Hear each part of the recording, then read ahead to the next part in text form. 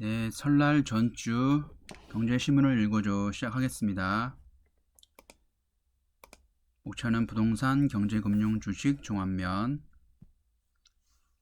첫 번째 부동산부터 분당, 용인, 이어, 수원, 영통, 우리도 리모델링.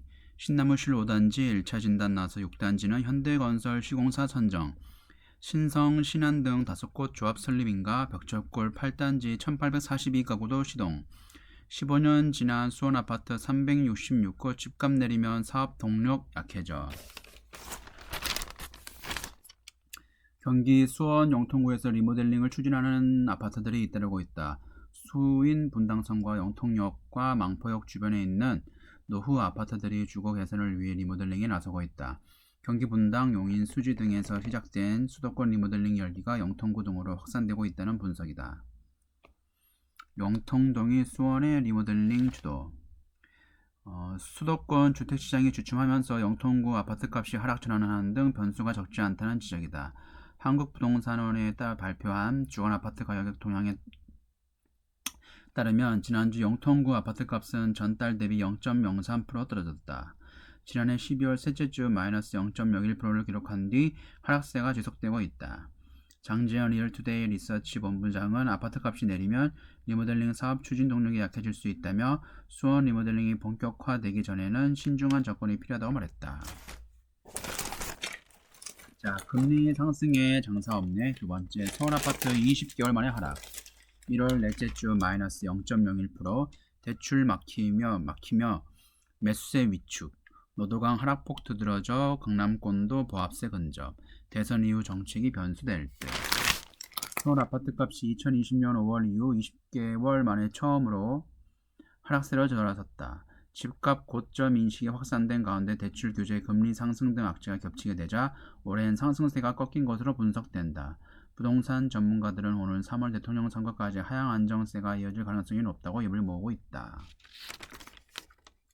전세 시장도 주춤하다. 이번 주 아파트 전세값은 0.00% 2019년 6월 넷째 주 이후 2년 7개월 만에 보합으로 전환됐다. 설 연휴를 앞두고 문의가 한산한 가운데 전세 대출 금리 상승 등의 영향으로 전세 매물이 쌓이고 있다. 다음 경제금융 주식 기업 악재에 갇힌 코스피 2600 갈 수도. 현금 비중 늘려라. 페드 조기 긴축 우려 커지며 삼성전자 등 시총 상위주 하락. 우크라이나발 리스크 커지자 수출주 비중 높은 한국 낙폭 커져. 주식 매도보다 기다려야 할 때 저가 매수 기회 삼아야 기회도.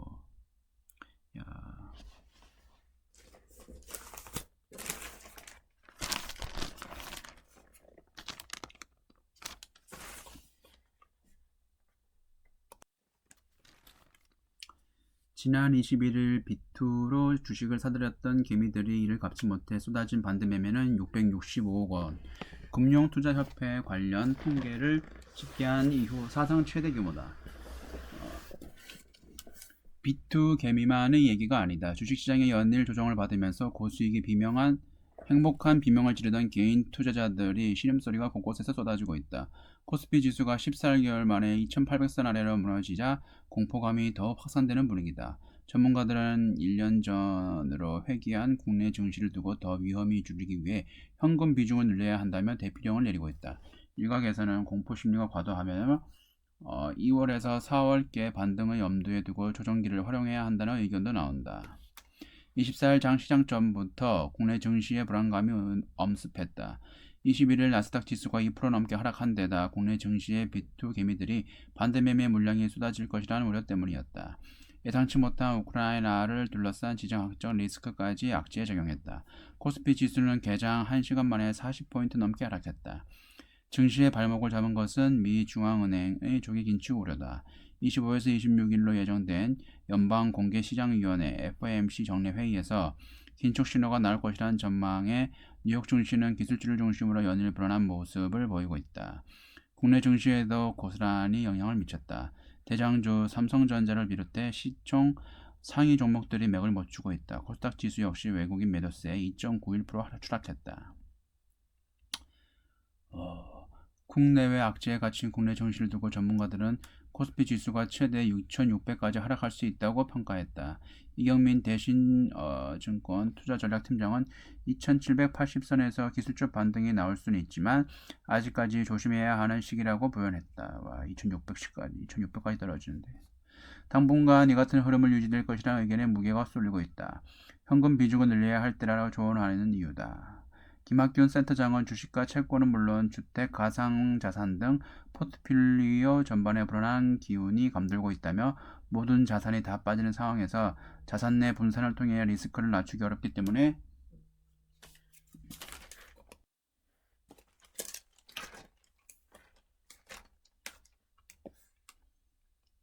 현금 비중을 높일 필요가 있다고 했다. 코스피 12개월 선행 주가 수익 비율 PER이 10배 수준까지 떨어졌기 때문에 반등할 것이라는 관측도 나온다.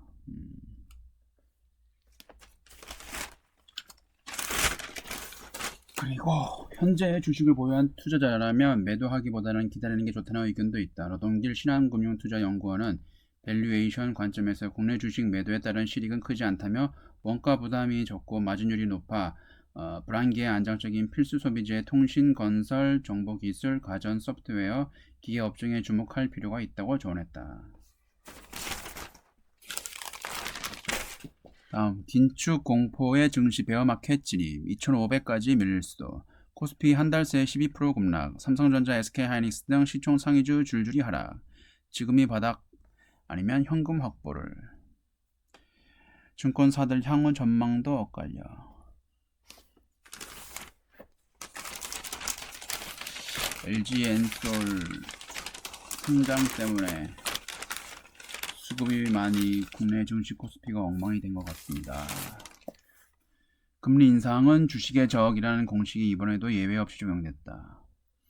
미국 중앙은행 페드 올해 최소 5번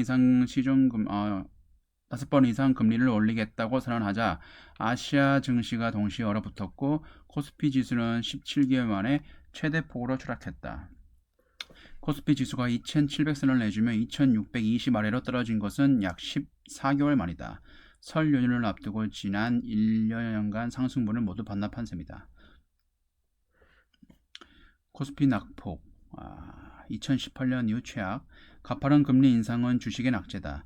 경기가 살아나고 있다는 국면이라면 얘기가 달라지만 코로나19 재확산으로 세계가 시름에 빠진 현재 상황에서 주식 가치를 떨어뜨리는 금리 인상 신호는 증시에 악영향을 미칠 수밖에 없다.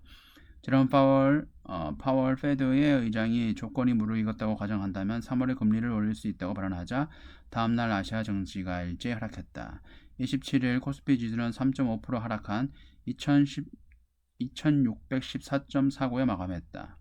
2020년 8월 20일 증시가 가파르게 오른 상황에서 페드가 긴축 신호를 보내자 외국인과 기관이 패닉설에 나선 이후 17개월 만에 국내 증시가 가장 크게 요동쳤다. 대장주 삼성전자를 비롯해 이날 처음 국내 증시에 데뷔한 LG에너지솔루션, SK하이닉스 등 시가총액 상위 종목들이 일제히 추락했다. 이은태 KB증권 연구원은 파월이 결과를 보고 정책을 결정한다고 했기 때문에 시장은 상반기 내내 물가 고용 발표를 기다리며 안도와 불안을 반복해야 한다며 물가가 충분히 꺾였다는 신호가 나올 때마다 시간이 필요해 본격적인 반등 랠리 타이밍을 좀 더 뒤로 밀리는 영향이 있다고 평가했다. 향후 증시는 W자. 코스피 지수가 2,600선을 위협받는 수준까지 하락하자 저점 매수에 나설 필요가 있다는 목소리도 커지기 시작했다. 향후 상승장에 베팅하는 사람들도 늘고 있다는 게 시장 관계자들의 전언이다. 강남 큰손들은 빠질 만큼 빠졌다는 프라이뱅커의 신호에 코스피 지수 레버리지 상장지수 펀드 ETF를 분할 매수하기 시작했다. 고액 자산가를 관리하는 한 PB는 2,600이면 지수상 밸류에이션 부담이 크게 없는 수준까지 내려온 것으로 판단된다며 몇몇 고객이 레버리지 ETF나 급락한 우량 실적주를 담기 시작했다고 말했다. 기대감이 사라졌으니 실망할 것도 없다는 것이다. 전문가들은 향후 코스피 지수 그래프가 W자를 형성할 것으로 보고 있다. 이경수 센터장은 자금의 여유가 있는 이들은 전략적으로 일부 저점 매수를 할 지수대에 접어든 것은 맞다면서도 장기적으로 오른쪽으로 상승폭이 큰 나이키 로고 모양의 V자가 그려질 가능성이 높은 만큼 상승 움직임을 확인하고 매수하는 것도 하나의 방법이라고 표현했다. 다음 자산시장 긴축 발작, 주가 급락, 코인 반토막, 집값 흔들. 모든 자산 가격 오르는 에브리싱 랠리 마감. 유동성 파티 끝, 올 채권 가격 원화값 하락. 지갑 닫고 투자 줄면 실물 경제 타격 불가피.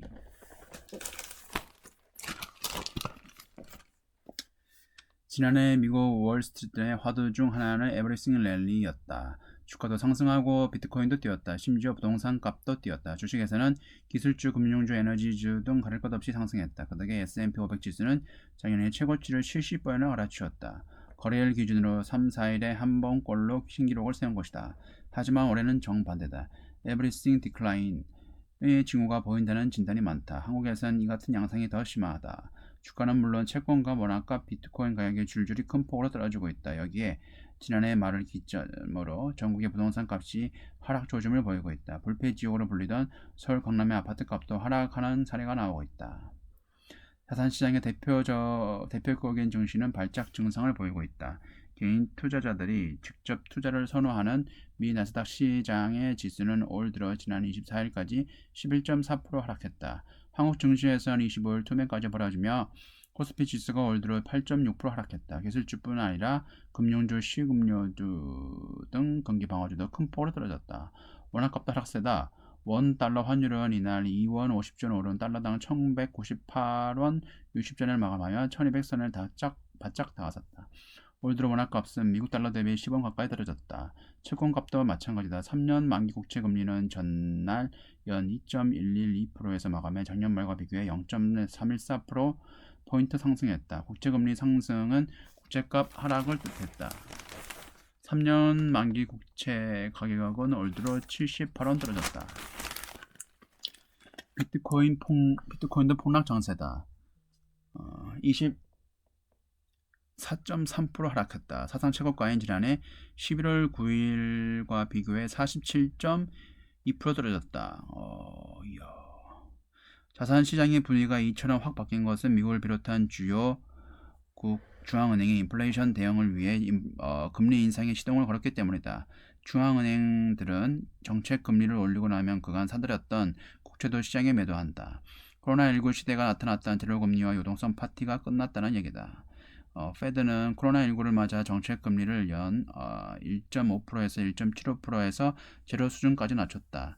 또 2년간 국채 매입 등으로 자산을 5,600조 원 가량을 늘렸다. 현재 페드가 보유한 자산 규모는 8조 8,678억 달러, 약 1경 553조 원에 이른다. 페드는 조만간 금리 인상을 시작하며 유동성 회수 정책도 펼 방침이다.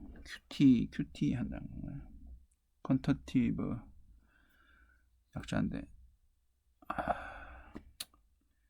그거를 언급한 이후로 주가가 엄청 떨어졌습니다.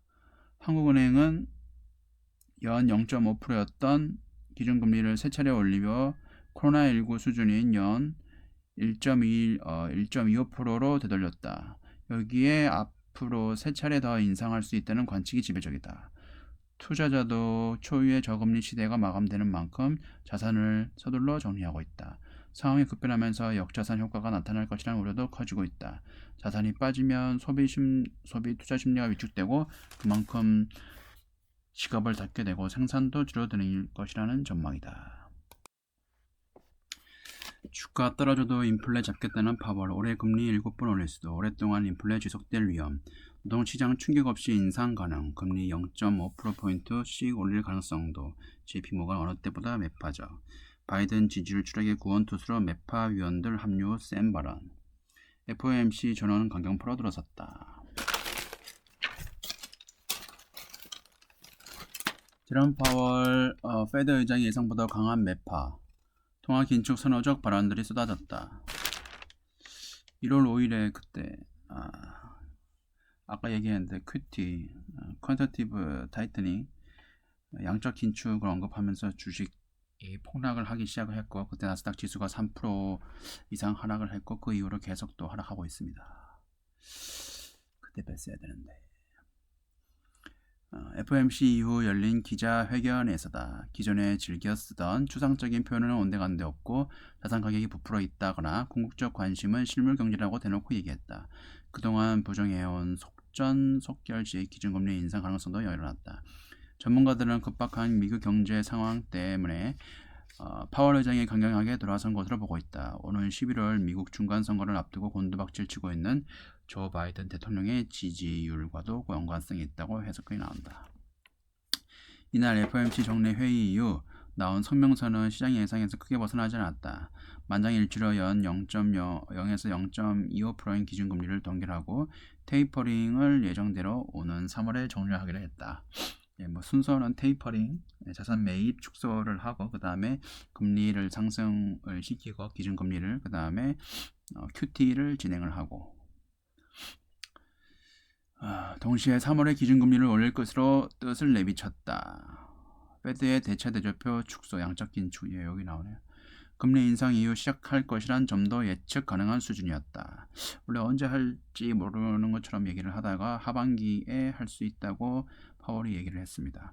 하지만 이후 열린 기자회견에서 파월 의장의 발언 수위가 달랐다. 상당 부분이 처음 나온 내용이었고 시장 전망을 앞서갔다. 인플레이션에 대한 견해가 특히 그랬다.